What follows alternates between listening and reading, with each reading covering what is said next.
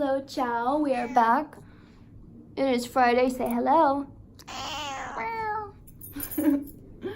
Ugh, no tears today. It's a new day. It's gonna be a new week. Whew. But let's recap. Last time I left off with everybody, I was sobbing in my car. And yeah, I've had a tough week. I've had a really tough week just emotionally since then. And it's not just like the news that I got. It's just that it's a reminder that this process is really difficult and it brings up a lot of mental stability issues for me, I guess, and just been hard. I think it's important to talk about that because we're all going through something that is difficult. I'm sure of it. And I think it's so easy to seclude yourself and feel alone in the hardships that you're facing, but I don't think it's constructive, and I see myself doing that.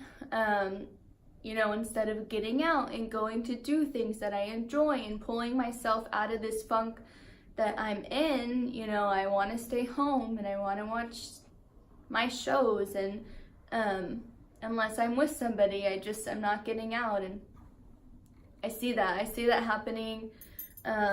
This week I've had some unexpected things come up. It's kind of hard to say, hard to describe, but basically by that I mean throughout the rest of the weekend, I tried to kind of have more of a positive outlook on the fertility front. However, I was getting anxiety attacks, and my body ached and it hurt and I didn't feel good, and my endometriosis has been flaring up every day, and just things that I can control and things that I can't control. And when all of those things are going on, it's you just don't want to put energy into it. However, I know that it's important, and like I said, it's not constructive to kind of live in a bubble of all of your hardships. So that's why I'm sharing it with all of you, and I want to thank you from my core, from my heart, for reaching out and showing your love and showing your support. I know that I've been MIA. I tried to get back to everybody who reaches out. And yeah, I guess an update about the fertility stuff is that we decided to take Dr. Friedman's advice. We are going to do a medicated cycle to suppress my endometriosis. It looks like if it goes on track, then we're pushing the transfer out, closer to May. It still is upsetting to me, but not in an angry way. I just, of course I've been going through this for a couple years now, and I just want everything to speed up, and I have to just accept that this is going at the pace that is right for me, and trust in this process and do things to help myself be emotionally and physically stable. So that's where I'm at. I noticed today that I, woke up and I was just kind of a lump again and watching TV and not getting out, and I dragged myself out of the house, midday, and to do appointments and things like that. I had an appointment, but I dragged myself out and I just walked to the beach. I got coffee, I walked to the beach, I went to my favorite store, Pangea Outpost in Pacific Beach. I found this book, A Modern Guide to Ancient Self-Care, just totally up my alley. I love self-care, and I think that it's important, and I think it's difficult to give yourself that time to just be. And I'm working on it. I'm working on it because I know I need it, and I'm taking the weekend to try to crawl out of this depressive, uncontrollable state that I feel like I've been in. I just feel suffocated, I guess. And like I said, it's not like about the appointment that's disappointing, but it's more than that. It's just like at this point, I think that just set me off to have a week of kind of, I don't know, mental instability. So I feel that, and I feel that for people who just have that. Some people just have mental health issues and depression and anxiety, and we don't always experience it on a daily basis, but sometimes you do, and it's really hard to pull yourself out of it.